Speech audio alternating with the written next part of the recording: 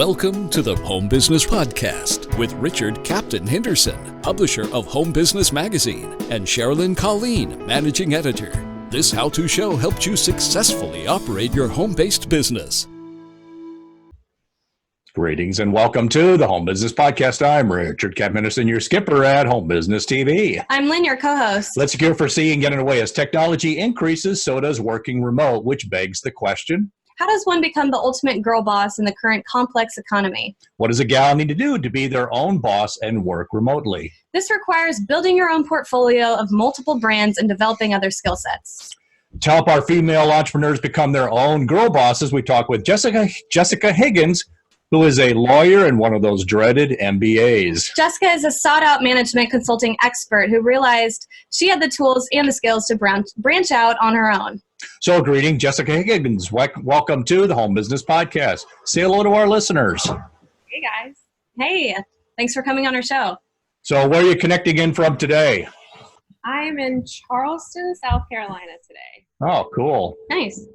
So, Jessica, how do you do what you refer to as build your base if you're planning to branch off?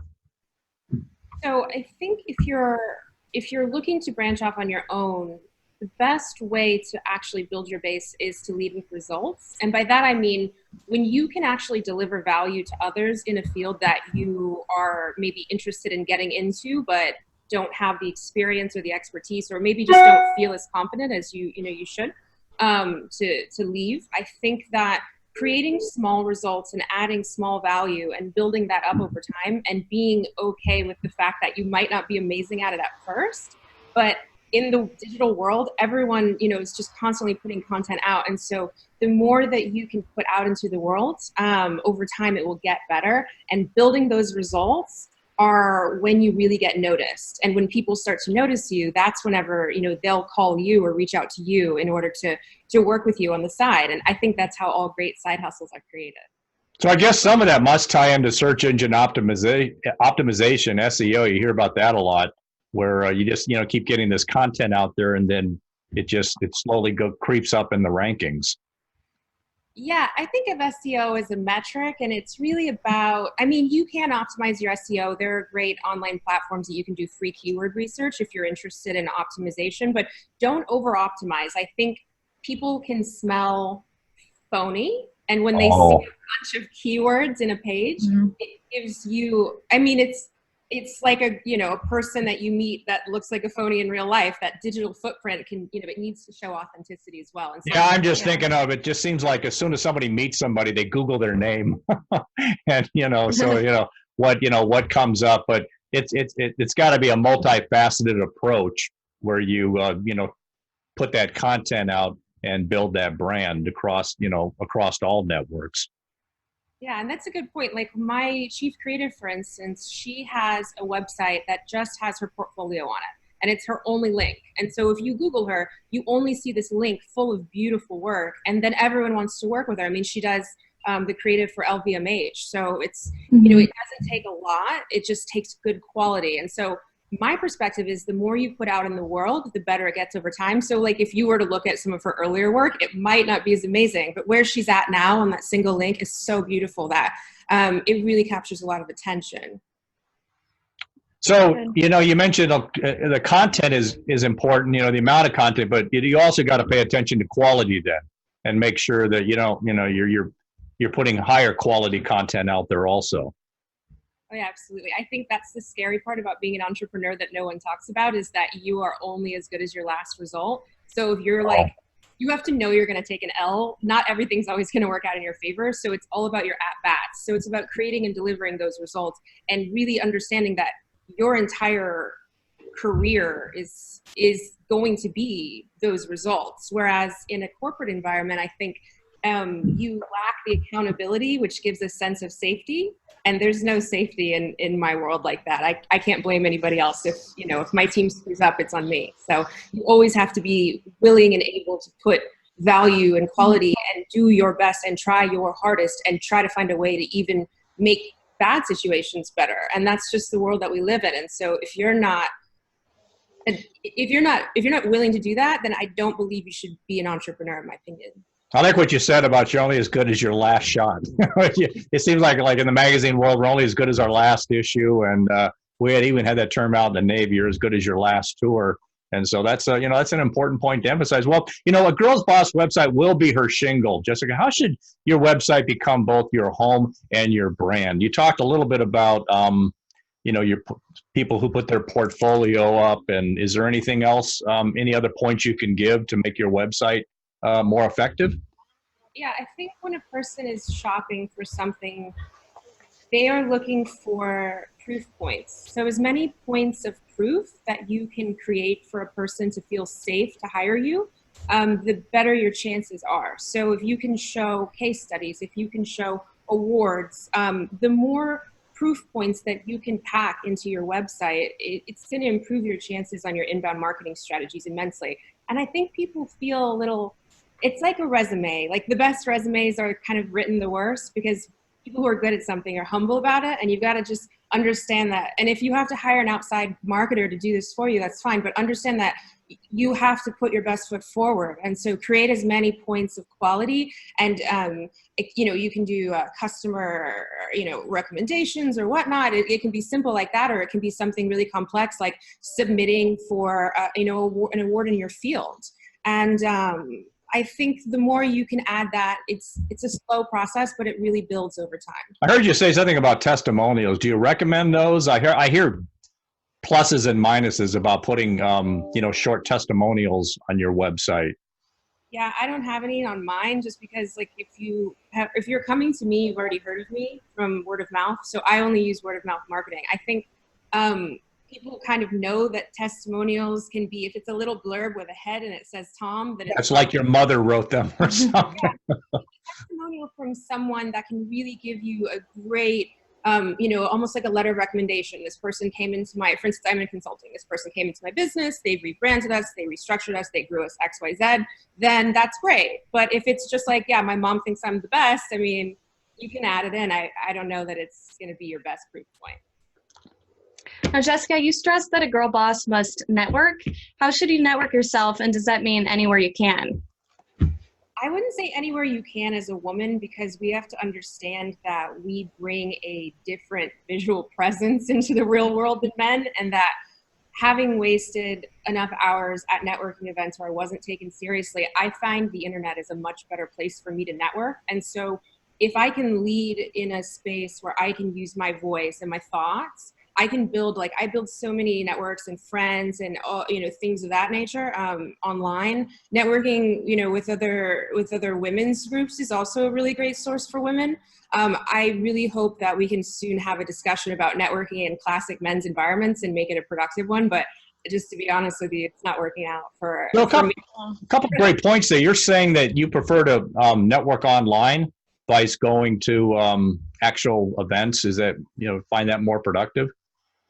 So if you're interested in breaking into a chosen field, the first thing that you should do is find others that are already leaders in that field and follow their content and learn from it, but also reach out to people who are also connecting with them, because those are communities. So we have an online marketing community, and we interact and we share information on LinkedIn and Instagram and things of this nature. And it's not a classical, network, but we're a stronger network than your book club or, friends and family. We keep up with one another in that way. And it's almost like a mastermind. And so you're constantly learning and integrating. Your work is getting better by virtue of sharing with others. And so that's the kind of networking when I said online, what I mean.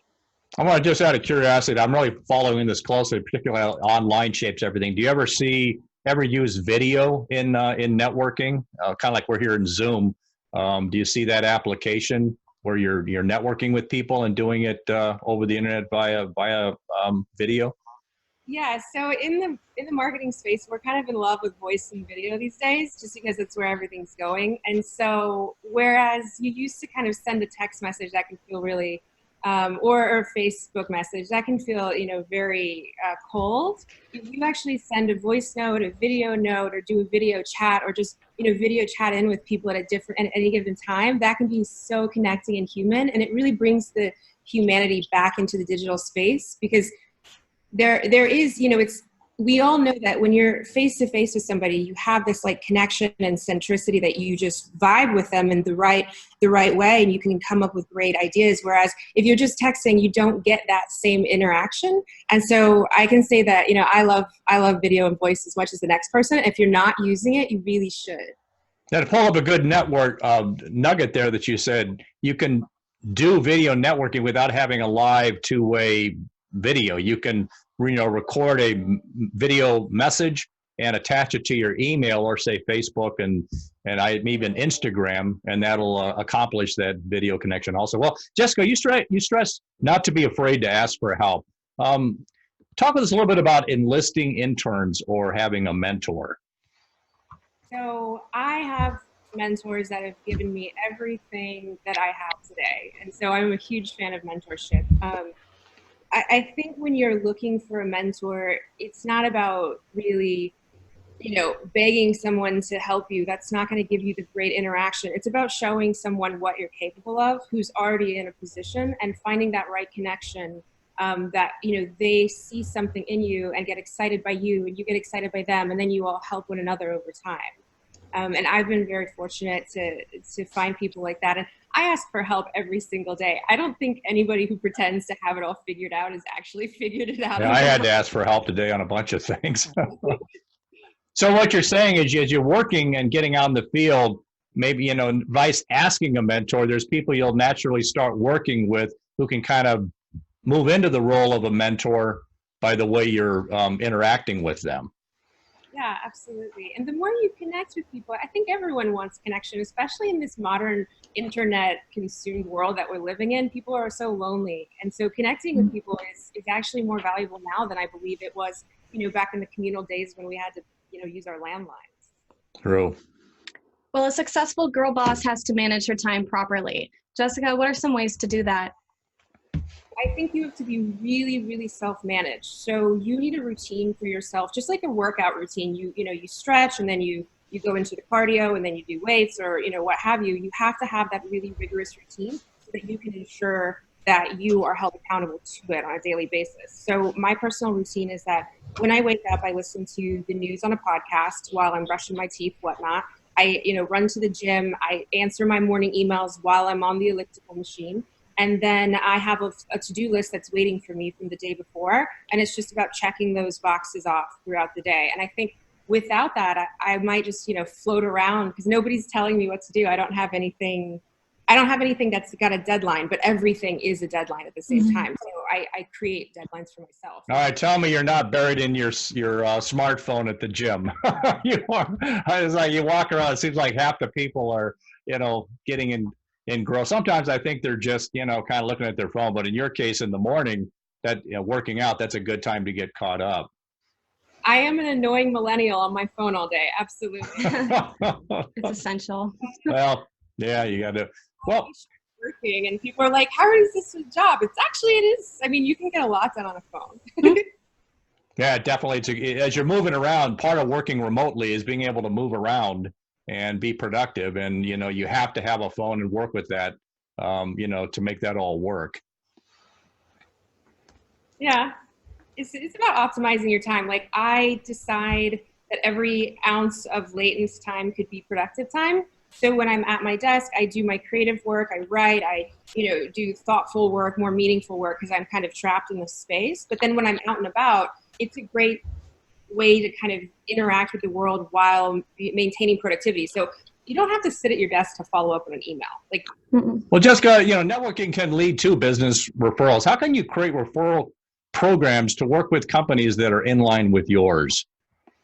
Referral programs to work with companies aligned. So I think if you have a project with someone and they do great and you do great, connect with them and tell them, you know, I have ancillary services. We've already worked together. You know, let's refer each other, because then, you know, you've got a great referral source. So I think it's about delivering great work on projects as, you know, maybe a minority vendor, or, you know, a vendor as part of a group of vendors, and connecting with those other vendors who are doing work that you love, and build a connection and rapport with them. And that's how I built my referral networks, because then I know I have great vendors that I can recommend to other people in ancillary services. So it's kind of like when you start working with an intern or a mentor. It's just part of the people that are in your natural business circle, and without having to force the issue, you just kind of move into working a referral program with them.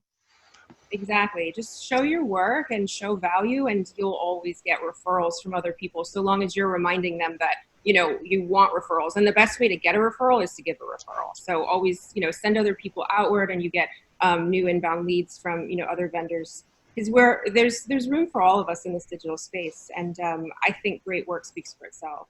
Yeah, they say that, word of mouth marketing, getting that endorsement is the best way, the most effective way to bring in new business and keep your current business.